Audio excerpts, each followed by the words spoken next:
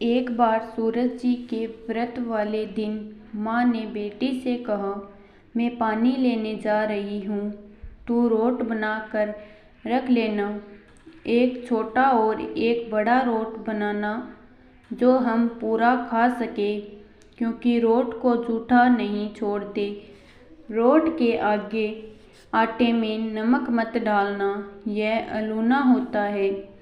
माँ पानी भरने चली गई और बेटी रोट बनाने लगी। तभी सूरज भगवान एक साधु बाबा का वेश बनाकर वहाँ भिक्षा मांगने आए। लड़की ने कहा, मेरी माँ का रोट तो बन गया है, पर मेरा रोट बनेगा, उसमें से आपको दूंगी। बाबा ने कहा, जो रोट बन चुका है उसी में से दे दो, नहीं तो मैं जा रहा हूँ। लड़की ने माँ के रोट में से टुकड़ा तोड़कर दे दिया। जब माँ वापस आई तो बहुत नाराज हुई और बोली, दिए बाई दिए दे, रोटा माई दी कोड़ दे, मारो दे पण सारो दे।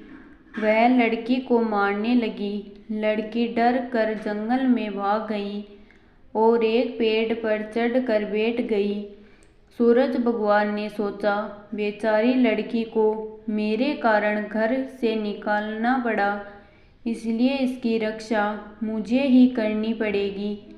सूरज भगवान रोज उसके लिए चूरमे का एक लड्डू और एक लोटा पानी भेज देते थे। लड़की मज़े से खा पी लेती और बैठी रहती। एक दिन एक राजा शिकार करते हुए उधर से निकला। थकान मिटाने के लिए उसी पेड़ के नीचे आराम करने रुका। राजा ने अपने सेवक से कहा, प्यास से जान निकली जा रही है, चुल्लू भर पानी मिल जाता तो प्राण बच जाते। पेड़ पर बैठी लड़की ने यह सुना तो उसने चुल्लू भर पानी डाल दिया। राजा ने पानी पी लिया।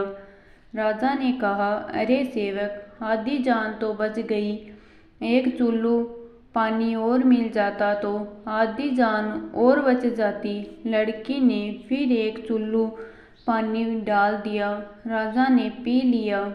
राजा को आश्चर्य हुआ। उसने सेवक से कहा, ऊपर अवश्य कोई है, तू ऊपर चढ़ और देख कौन है। सेवक ऊपर चढ़ा तो उसे लड़की मिली। लड़की ने सेवक से कहा, भैया तुम ये स्वादिष्ट लड्डू खा लो और पानी पी लो, पर राजा को मेरे बारे में मत बताना, कह देना कि ऊपर कोई नहीं है, पता नहीं राजा मेरे साथ कैसा व्यवहार करेगा। सेवक भूख प्यास से परेशान था। उसने लड्डू खाया, पानी पिया और नीचे जाकर राजा से कह दिया कि ऊपर कोई नहीं है। राजा ने सेवक से कहा, तू ऊपर गया तब तो थका हुआ था और आया तो तरोताज़ा दिख रहा है। नहाया और खाया हुआ मनुष्य छिपता नहीं है। मुझे संशय हो रहा है, मैं खुद ऊपर जाकर देखता हूँ। राजा पेड़ पर चढ़ा। वहाँ सुंदर सी ब्राह्मण कन्या को पाया। राजा ने कहा, डरो नहीं, तुम बहुत सुंदर हो, मेरे साथ चलो, मैं तुमसे विवाह करना चाहता हूँ। लड़की राजा के साथ चली गई। राजा ने उसके साथ विवाह कर लिया।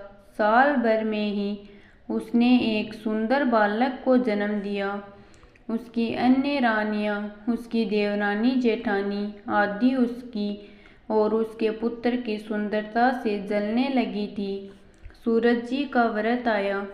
लड़की रानी ने व्रत के लिए रोट बनाया। दूसरी रानियों ने राजा से कहा, तुम्हारी नई रानी को रोट बनाना नहीं आता, उसका बनाया हुआ रोट खाओगे तो आपका पेट दुखेगा, रानी खाएगी तो कुंवर का पेट दुखेगा। नई रानी ने यह बात सुन ली और उसने रोट को थाली के नीचे छुपा दिया और सूर्य भगवान से सहायता के लिए प्रार्थना करने लगी। राजा ने जब पूछा कि थाली के नीचे क्या है? तो उसने कहा कि मेरे गरीब पीहर से आया हुआ उपहार है। राजा ने थाली उठाई तो देखा कि उसके नीचे सोने का चक्कर था। राजा ने कहा, वह गरीब पीहर वालों का ऐसा उपहार है। नहीं, रानी चुप रही। एक दिन रानी खिड़की में खड़ी थी, तभी उसे उसकी माँ दिखाई दी, जो दरिद्र अवस्था में छाजले बेच रही थी। उसने सोचा, माँ को यहाँ बुला ले तो यहाँ आराम से रह लेगी। इतने नौकर चाकरों में वह भी कुछ काम कर लेगी और किसी को पता भी नहीं चलेगा। उसने माँ को बुलवाया। रानी की माँ आते ही वही बात दोहराने लगी, दिए माई दिए दे, रोटा माई लिकोड़ दे, मारो दे पणसारो दे। रानी ने सोचा, कहीं सबको पता न चल जाए कि मैंने अपनी माँ को इस तरह महल में बुलाया है, मुसीबत हो सकती है।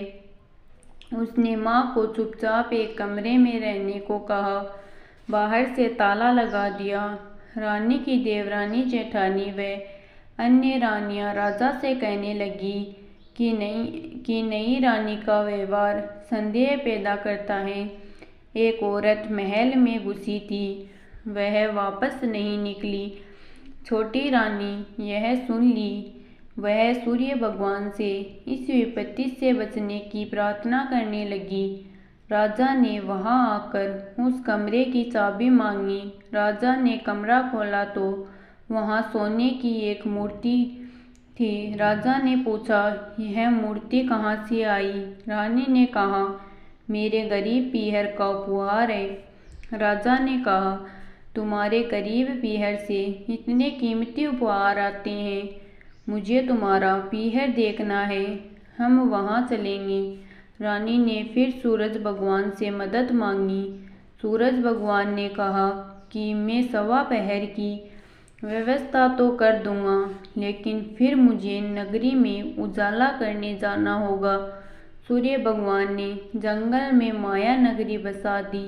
महल, झरोखे, बाग बगीचे, रिश्तेदार आदि सब माया से बना दिया। महल की रसोई में कई प्रकार के व्यंजन बन गए। सबसे मिलकर और खा पीकर रानी ने राजा से वापस चलने को कहा। राजा ने कहा, जल्दी क्या है, थोड़ा आराम कर ले। रानी ने बड़ी मुश्किल से राजा को वापस चलने के लिए मना लिया और वे रवाना हो गए। थोड़ी दूर जाने के बाद राजा को ध्यान आया कि उनकी कटार वहीं रह गई है। राजा ने सेवक को कटार लाने भेज दिया। सेवक वहां गया तो देखा कि वहां जंगल के सिवा कुछ भी नहीं था। कटार झाड़ी में पड़ी मिली। कटार लेकर सेवक आया और उसने यह सब राजा को बताया। राजा को पहले ही शक था। उसने तलवार निकाल ली और गुस्से में आकर रानी से सच बताने को कहा। रानी ने सब कुछ सच सच कह डाला और सूरज भगवान की कृपा और मदद के बारे में भी बताया। यह सब सुनकर राजा बहुत खुश हुआ और रानी को सूरज रोट का व्रत अच्छे से करने को कहा। रानी का मान और बढ़ गया। हे सूरज भगवान, जैसा सुख उस लड़की को मिला, वैसा ही सुख यह कहानी कहने और सुनने वाले को भी प्राप्त हो। बोले सूरज भगवान की जय।